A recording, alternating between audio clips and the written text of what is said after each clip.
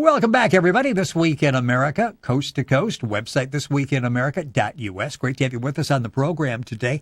Back with us on today's program, Yvonne Heath. She's a nurse with a mission to help bring death out of the darkness and into our conversations and to create a culture of acceptance with less fear. With over 25 years' experience working in healthcare, she has witnessed a great deal of excessive suffering in our death-phobic society. She has also felt in her own life, inspired by those who have lived fully and died peacefully, she has chosen to share her knowledge and experience through authoring books and speaking to the world about the value of talking, planning, and preparing for grief, death, and dying before they arrive. By doing so, less will suffer. Her book is called Loving Your Life to Death, How to Plan and Prepare for End of Life so you can live life fully now. Yvonne Heath back with us on the program. Yvonne, always great to have you with us. Welcome back to the program.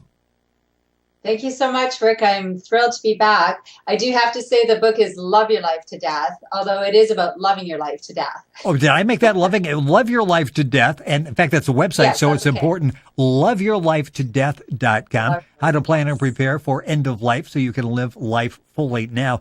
This is interesting and a topic that really needs to be addressed. And Yvonne's been on two other programs. If you go to our website, thisweekinamerica.us, go to YouTube and iTunes, and you can watch and listen to those programs. This is so important, and it came to you, over this 25-year period as a nurse, you saw the consequences of what happens when you don't prepare for end of life and the decisions and the bitterness that follows. You've actually seen firsthand what can happen when you don't prepare for end of life. Absolutely, Rick. And, as I continue this message and my journey, I've interviewed more and more people. And, I've sort of expanded my message to say grief arrives throughout our lives. And grief is something that, the ultimate grief for most people is death and dying and facing end of life of their life or those they love. But, we grieve throughout our lives. We grieve when friends leave, when divorce, loss of job, all kinds of things. And it's something that we just don't want to talk about, plan, or prepare for until it arrives. And when you're in the deep trenches of grief, whatever has brought that on, it is not the time to try to develop coping skills and strategies and, see what will help you navigate your way through it. The best time to do that is long before you're facing big grief. And so that's sort of the culture I aspire to help change. Let's talk about this and plan for it ahead of time, because the truth is that grief shows no mercy. It arrives unannounced and uninvited at any time. It's interesting because as you listen to you talk and you read the book, Love Your Life to Death, the website, loveyourlifetodeath.com, intellectually, I'm understanding exactly what you're telling me. Yes, it's rational. It makes perfect sense. Emotionally, though, when you go to write, to start the program, to have the talk, to start the plan, it's sort of difficult. You become somewhat reticent at that point. Talk about in your experience when you decided, okay, I'm going to do this in my own life. How difficult was it for you to get started and have the talk and implement a plan? Well, the first thing that, again, many people say, how do I do this? How do I approach other people? In my family, they're reluctant. But the piece that people are missing, they have to start with themselves. So if you actually start with, yourself and think, what will help me? I need to develop coping skills and strategies. And the big thing also is, what do I believe about life and death? And how can I create a soft landing for myself? What can I choose to believe about life, death, after, after, beyond death, that will create comfort in my life? And so when you do that self-reflection, you're not, trying to talk anybody into having the talk. You're just exploring your own beliefs or lack thereof. And then when you line all that up for yourself, it is so much. It just opens the door. When I did it in my own life, I felt empowered, and then it was that much easier to approach other people because I wasn't saying, healthcare professionals, we all encourage people to have all these talks. We haven't done it ourselves. I'll let you know that right now. Many of us haven't. I'm sorry, but it's like, do as I say, not as I do. And so when you change that and, you start with empowering yourself, the change is phenomenal. I felt so much more empowered. And even when I was speaking to patients or family, I could say, when I did my end of life plan and planning our lives as well, planning your life. I mean, this is about living fully and grieving well and dying well. It's the whole thing. But we need to take responsibility for ourselves to plan our lives and empower ourselves to grieve. And the other big thing is empower ourselves to be able to support others in their grieving process. So do you know what the name of my talk now is? That I aspire to take we're taking our show on the road, and I aspire to speak to companies and everybody and anybody who will listen. The name of my talk is I Don't Know What to Say. And that's interesting because, that's sort of a new focus that you've got. And it's really fascinating because all of us, it seems like, when we're dealing with somebody that is going through the grieving process, and sometimes maybe we don't deal with them because we don't really know what to say. And you're now facing this. And again, talking about that, and you actually, as you mentioned, going on the road to get all the information available at the website, loveyourlifetodeath.com. Have book will travel. You go worldwide across the United States as well as Canada. A lot of great information. You can sign up for the newsletter as well by going to the website. But talk about that, because for so many of us, it's difficult. And you're basically saying just be there. That in itself is really helpful to someone going through the grieving process. Absolutely. And the thing is my mantra is just show up. And that's, when people see someone in pain or grieving and they're ill prepared themselves, you see, that's part of the big problem, the missing piece. People are coming to the table, healthcare professionals, friends, family, and they're scared to death of death. They are not well prepared to help themselves navigate through grief.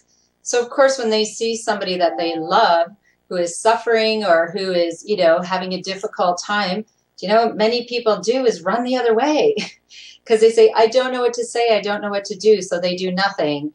I just say that's never the answer. We need to understand and allow our humanness. People say, oh, well, what if I show up and I cry? I say, well, then get yourself a tissue.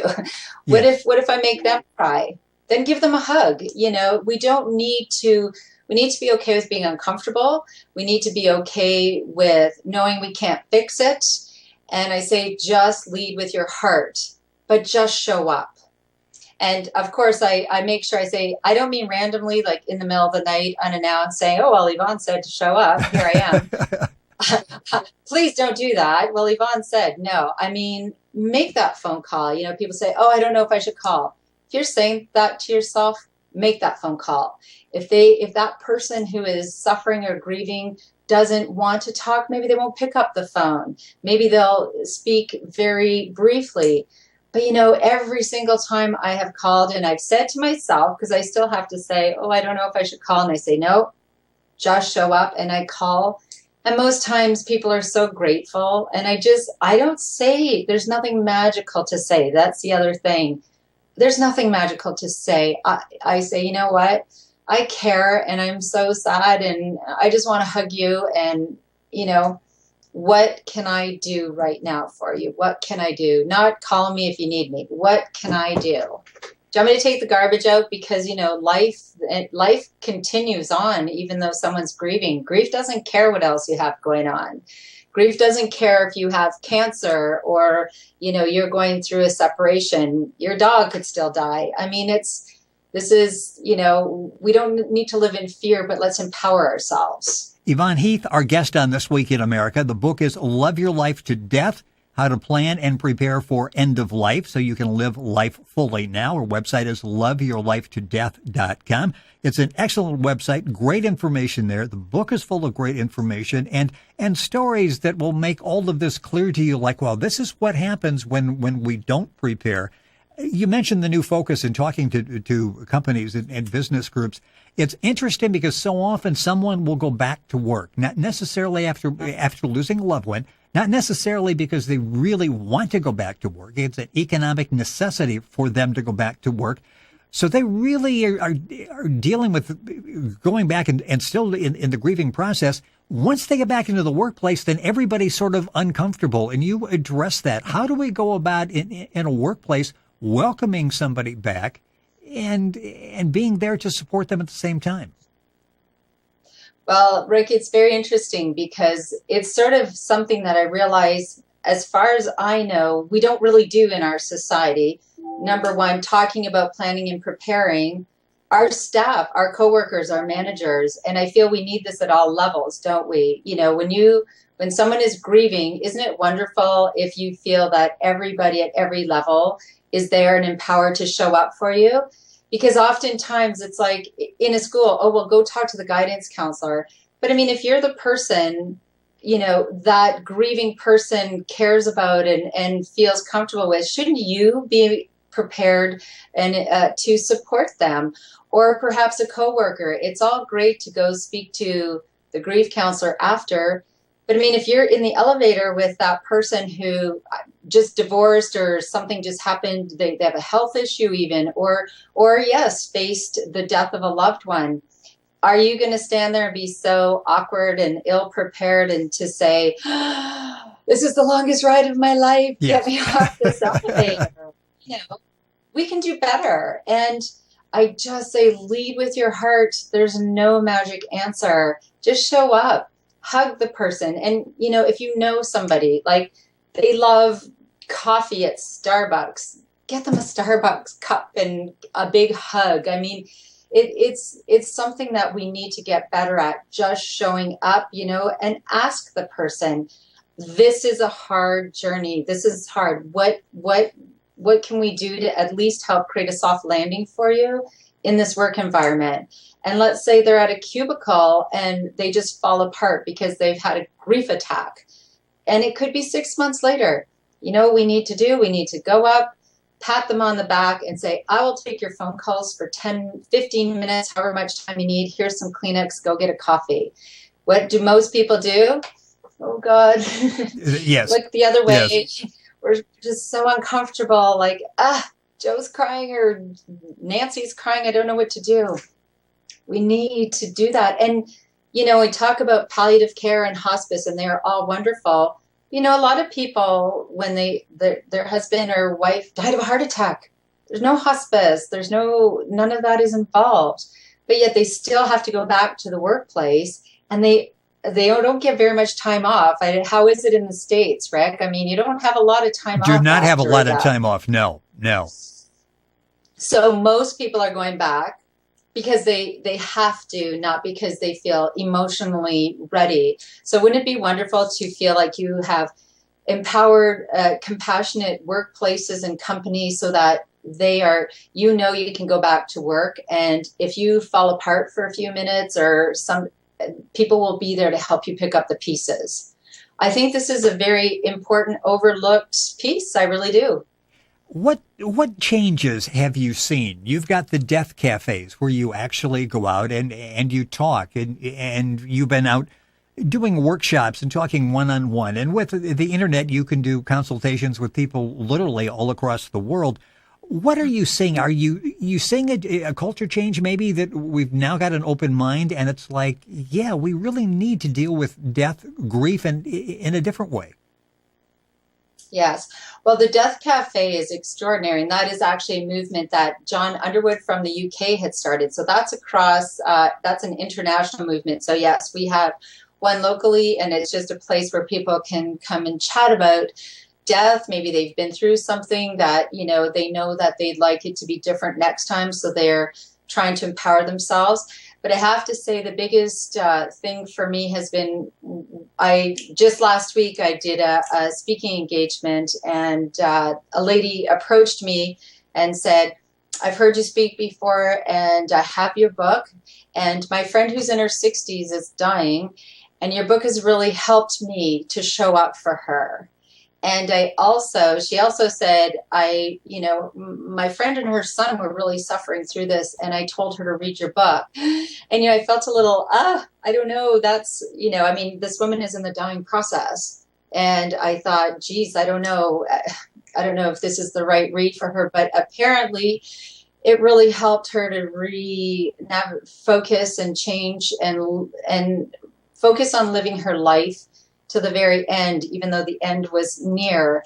And so I just felt amazed by that. And another young paramedic has a brain tumor, and his sister was waiting for him while he was in surgery, and she was reading my book, and I couldn't believe it. And then she got 5 more copies. So I think that there is a cultural change, and with the blogs I've started and the vlogs, my new word, video blogs, I didn't even know what a vlog was, but I'm vlogging now, Rick. I'm very hip. And they are very well done, and you can find those at the website. Very well done. Yes. Well, I'm just, you know what, I'm sharing my experience because I tell people I'm just learning as I go along too. And, you know, I shared about when our dog, Kuba, our beloved black lab, I knew he was 12 and he was starting to fail. And I was like, okay, I'm facing the stuff that it's great for me to talk to people and have written my book, but now I need to walk my talk here. And so with Kuba, I shared a video. I said, we don't know how to navigate through this. This is the first time I've had to decide, to euthanize a dog. Or our pug, Frankie, who stars in the book, she died on her own. But I said, Kuba's starting to suffer here and we can't do that. So I walked my talk. We talked about, planned and prepared with our 11-year-old twins, Jaden and Tanner. We said, do you want Kuba buried in the yard? Do you want Kuba cremated? What do you want? They wanted him buried in the yard so they could go and sit and speak with him. So we created a sacred pet space, which I did take a picture of. And it's beautiful. And actually, this lovely gentleman just made us a little headstone that says Kuba, our great dog. And so we put that there. And, we had even, as weird as it sounds, I said, when Kuba dies that day, I need to be there for him. And I don't want to have to do anything else but fall apart and cry, because I knew my heart was going to be broken. And so before, we dug the grave, we prepared everything. And I said, I think this is really weird that we're doing this, but I don't want to do it that day. And here's our poor dog walking around. We're saying, like, there's no rush, Kuba, honest. We're just getting ready. Yes.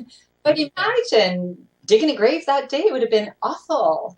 So we just held him and loved him till his very last breath and walked our talk, and everything else was done.